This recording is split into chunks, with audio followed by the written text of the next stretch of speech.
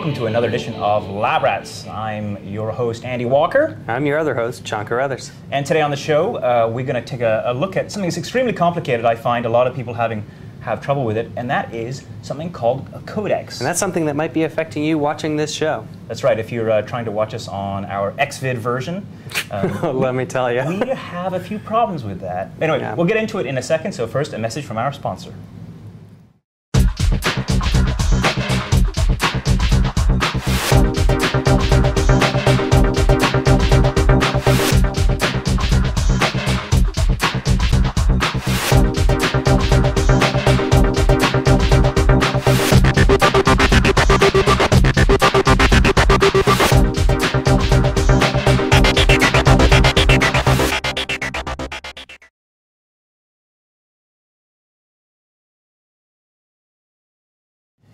Okay, Sean. So codecs. It's actually an acronym, isn't it? It's not really an acronym. I guess it's a mashup. A mashup of words. What does it mean? It's code decode, basically. Right. So when you have an audio or video file, you have a codec. It's basically something that tells you how to read the file. It encodes it in a certain way, and then it decodes it in a certain way, so that you actually can play it back. So, right.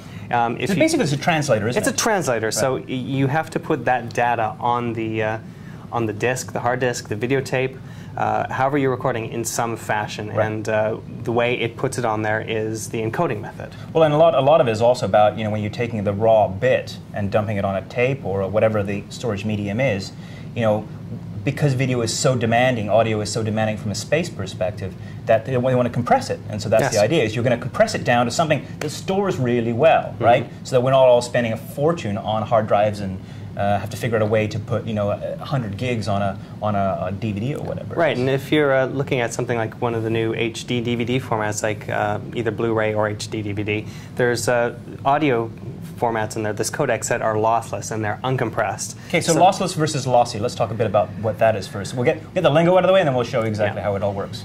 So lossless is basically as it appears. So if I record bit 1, 2, 3, and 4, it comes 1, 2, 3, and 4.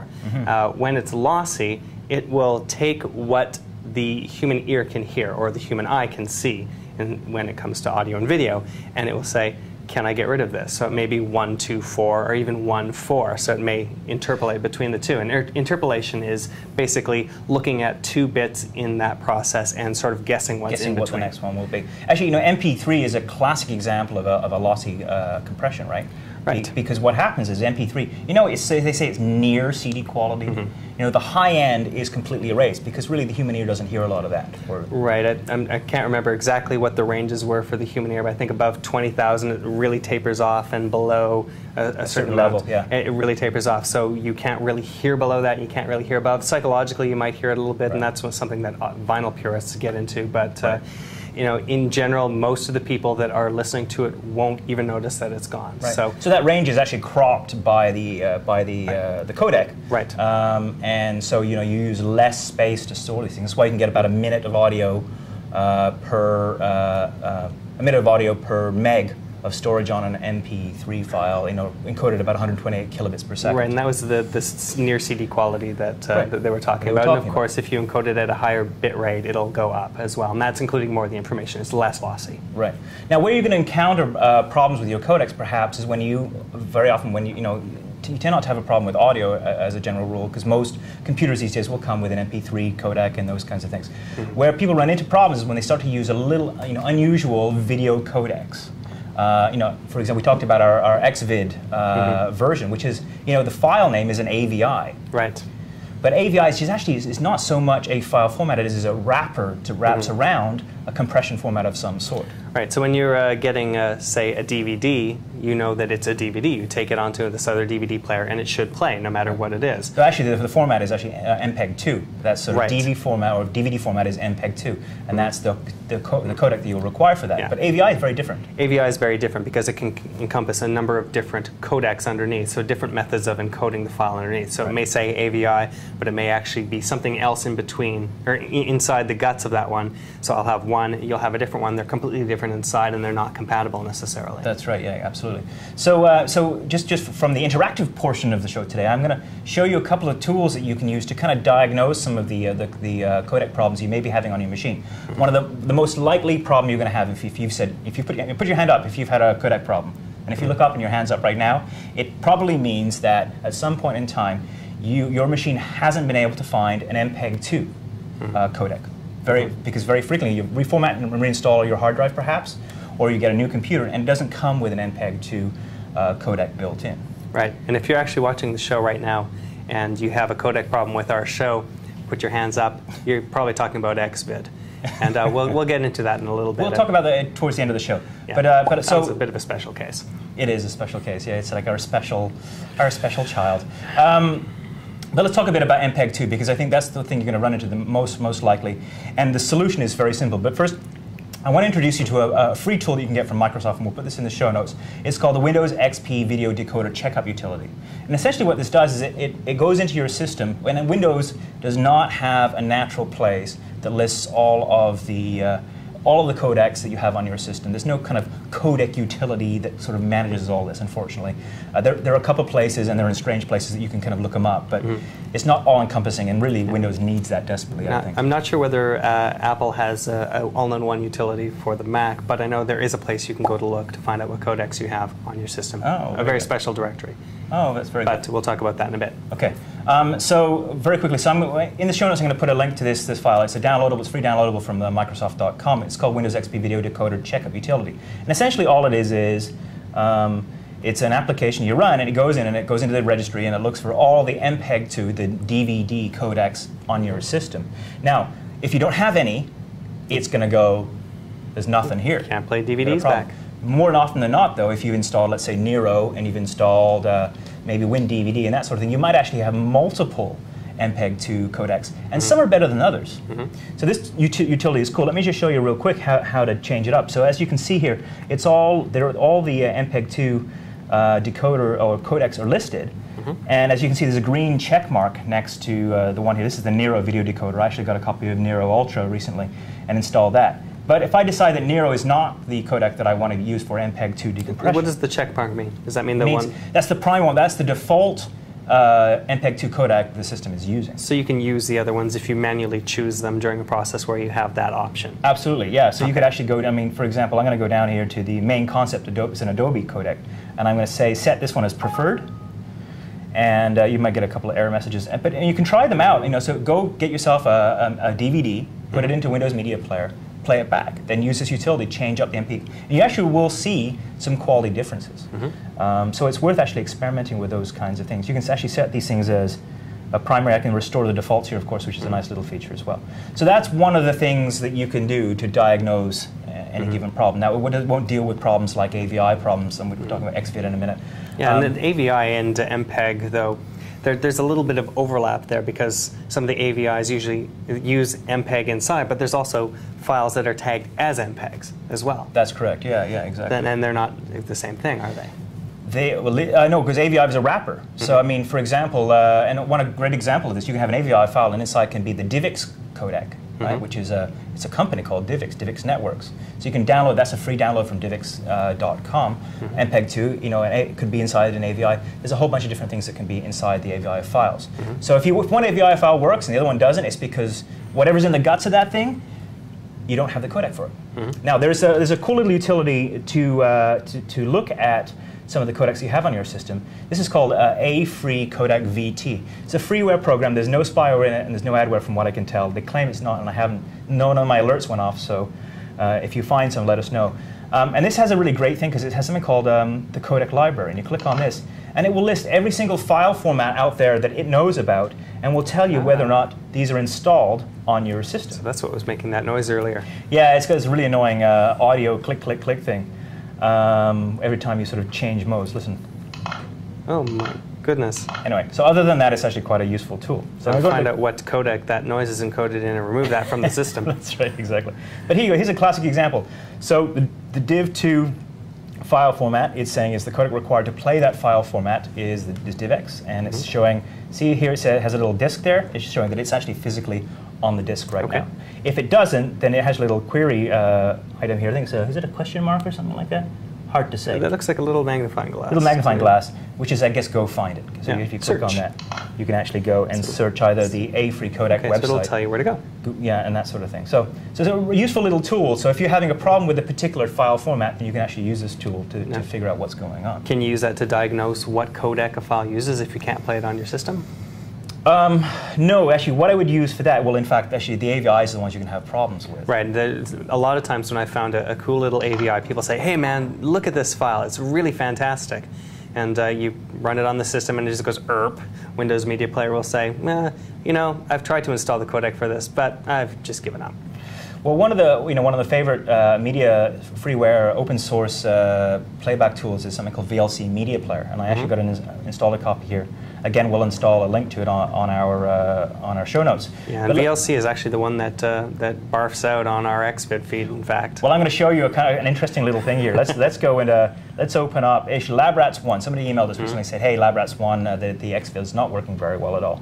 So I'm going to open that up here, and yeah, that sounds familiar. there we go. I'll just put it on pause here for a second. Stop. Stop! Hi, welcome to LabRats. This is a... Stop. Yeah. Yeah, It's a little buggy at times. Anyway. There we Okay. go. So I'm going to go to View, I'm going to go Stream and Media Info here. Okay. And actually, no, I can't do that. I have to play the file. yeah, just press the space bar. Okay. And just wait for it to kick in. One more time. Pause. There we go. Hi, welcome to LabRats. This is Okay, well anyway, we'll let it play. I'll turn that way. Let me turn the volume off. There we go. That'll work. All right. And that's one of the things with codecs is if you've got a buggy codec on your system, it can do really wacky things to your playback as well. Absolutely, that could actually be directly related to that. So you're going to click on. Let's go back to that menu again. So View, Stream and Media Info. Right. And we're going to go to the Advanced tag here, and we're going to actually look. It shows us the codec, the XVID codec, Right. And What here's the resolution frame rate, is. and here's the audio piece of the puzzle. Because of course, in a codec situation, you have two pieces of a puzzle. The one that does codec compression and decompression for audio, the audio piece of the thing, as well as a codec for video as well. So in this particular case, it seems to show that everything is normal. Now I did have a little application here that maybe it was the other one. It looks normal. Let's put it that way. It looks normal, yeah, exactly. But one of them, I did have a little application here a little earlier on, and maybe it was the other one, the A-free codec. Let me just boot it up again here and get that going. It was reporting that the XVID file was actually damaged. And it's entirely possible. I mean, so what's going on your end when you're actually doing that compression? Okay, so when I'm putting together LabRats, I'm taking the master clips from the videotapes that we're recording onto, and that's going into DV format. That goes onto the computer. We render it out and send it out to the first step we use is H264. So we use a master clip, and then I render that off into other formats. Right. Okay. So that's called transcoding, where you take one format, turn it into another format. Okay. So I'm doing this all on a Mac anyway. So for most of the formats we do, that's perfectly fine. Yeah. But I've got a codec for XVID, which is a little bit wacky. The XVID support on the Mac is a little bit dicey in terms of actual codecs. Now, I mentioned it works a little bit different on the Mac. You have a QuickTime library. You go into the main hard drive, the library directory, and then QuickTime, and then it's got a bunch of things marked blank.component. And those would be the codecs that you're using. So you've got xvid.component or mpeg.component, that sort of thing, divx.component.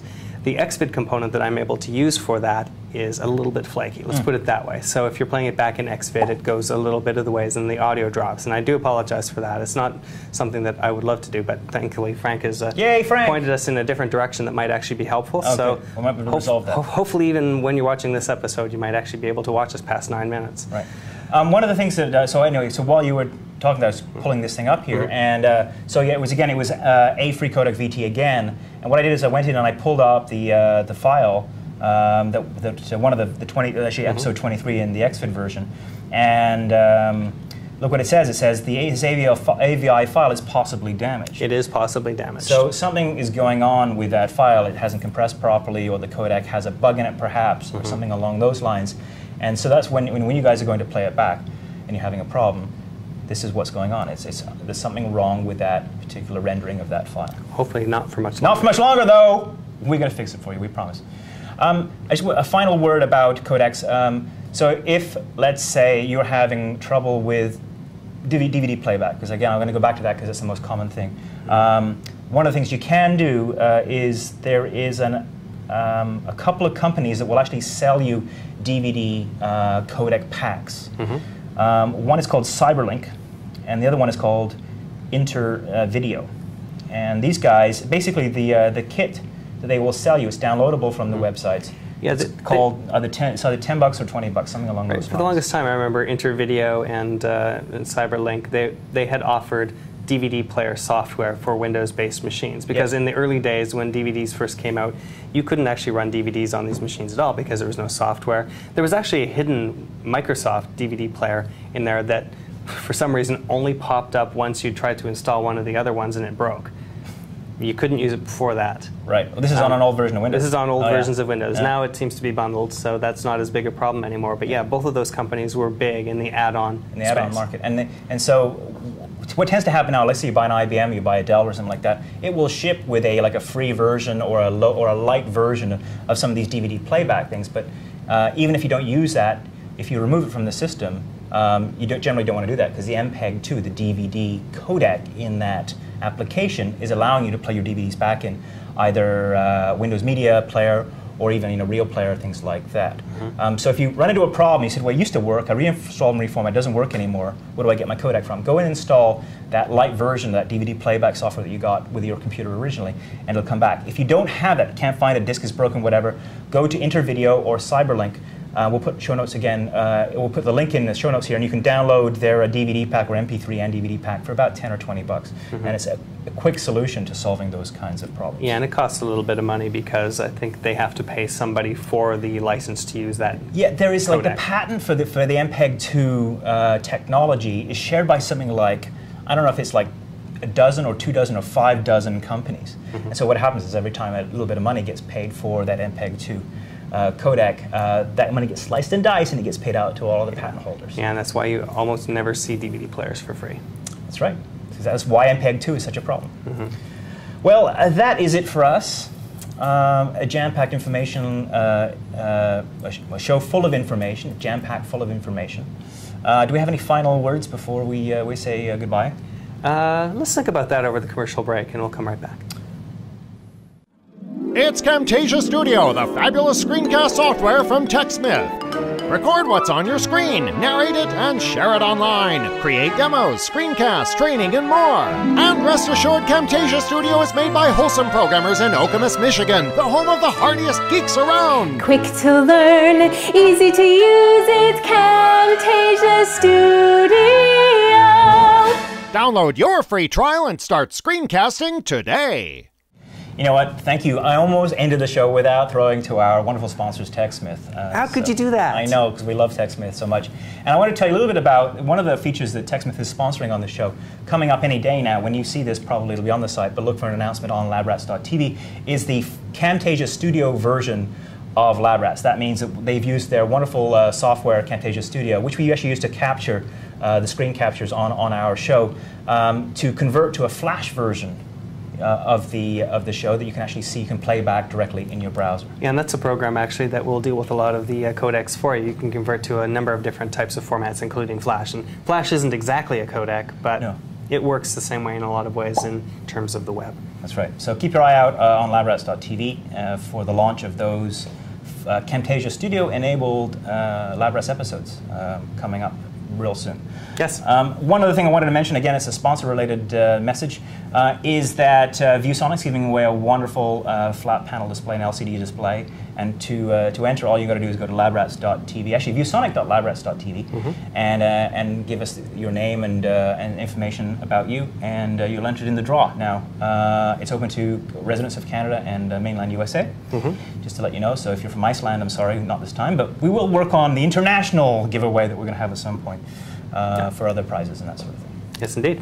So that's it for us. Thanks for downloading today. My name's Andy Walker. I'm Sean Carruthers. And we'll see you next time. I'm seeing a little string of zeros and ones down the screen there. Bye. Are you ready?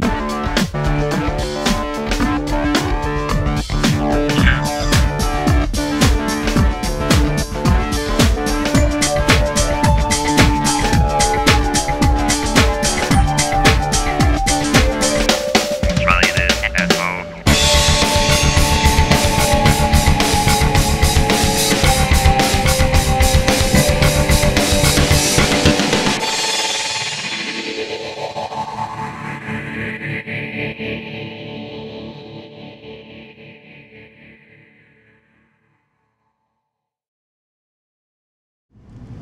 Blu-ray and HD. Did you get an HD DVD player? Yeah. You're the man. Now, how do you want to do it? Well, we'll need something to stand it on. Hi. How you doing? Franklin Harris. Hi, I'm Franklin Harris, and this is TechFile.ca. This week on the show, we're interviewing Sean Carruthers, #1 geek in Canada. As you can see, Sean is an extremely large celebrity that's much bigger than anything you've ever seen. See, as I said, physically large. Washed out so much because of all the lights. It's like you're just this black shadow in the screen. I like to be mysterious. Yes.